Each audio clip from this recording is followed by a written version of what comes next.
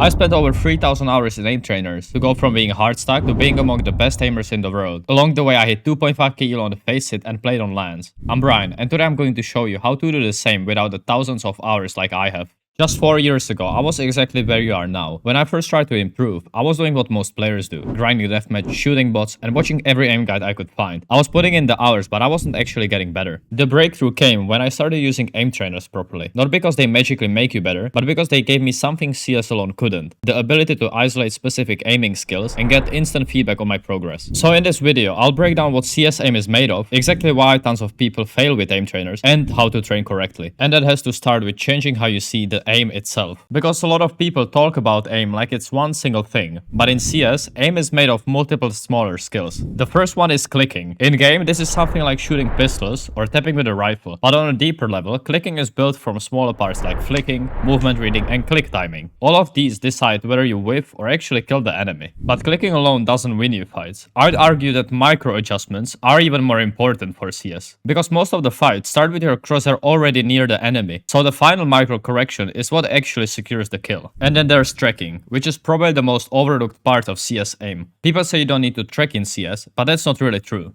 You're not tracking someone across the whole screen like in other games, yeah, but you're constantly making tiny smooth corrections when enemies move, counter-strafe, or peek wider than you expected. That's what's called micro-tracking. It's not about holding your crosshair on someone for 5 seconds straight, instead it's about making smooth and controlled corrections in those short engagements. And now we get to the reasons why so many people try aim trainers, don't see results, and then ultimately decide that they don't work. The first one is mindless practice. A lot of players start aim training, improve quickly, and then plateau. At that point, they assume that the trainer has stopped working. But usually the problem is that they're just playing the scenarios without understanding what those scenarios are teaching them. You should always ask yourself, what is this scenario improving? Is it helping my flicks, my micros, my click timing, or my movement reading? If you don't know why you're playing a certain scenario, this might be something to look at. The second mistake is not reviewing your aim. Watching your own VODs is one of the fastest ways to find what's holding you back. Most mistakes are hard to notice while you're playing, so you might not realize how often you overflick, hesitate, tense up, or shoot before aiming properly.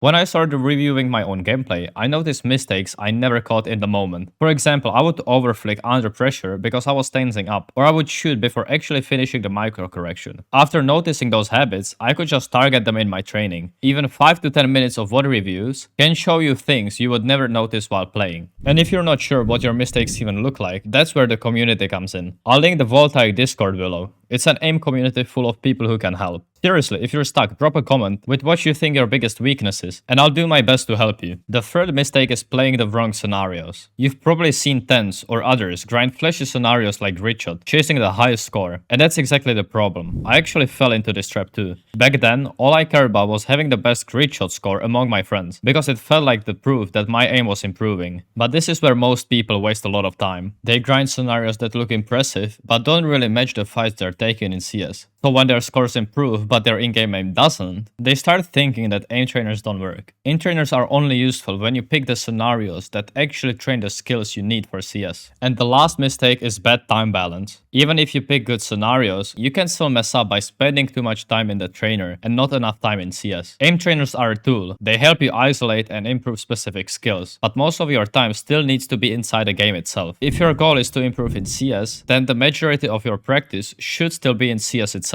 For most players, aim training should only take around 10 to 20% of their total playing time. So now that we know what CS aim is made of and why most people use aim trainers wrong, the routine becomes pretty simple. It shouldn't be random and has to be built around the skills that transfer to CS. Flicking is there for fast target acquisition and bigger corrections. Dynamic clicking trains your timing on moving targets. Micro scenarios focus on the small corrections that decide most rifle fights. And tracking or smoothness scenarios help you with micro tracking, movement reading, and staying controlled when the enemies don't move exactly how you expect. I'll leave routines in the description for both Kovaaks and Aimlabs, depending on what you use and what you struggle with. But don't follow them blindly. Use them as a starting point. If your micro corrections are weak, spend more time there. If you rush your shots, focus more on dynamic clicking and review those moments in game. And if your aim gets shaky under pressure, work on more control and smoothness. The trainer should give you a place to work on specific problems, but CS is where you test whether that work is actually transferred transferring. So that's it for today. If you have any questions about the routines or your own aim, just leave a comment and I'll get back to you. And if this video helped you look at your practice differently, a like and a sub really goes a long way. Thanks for watching.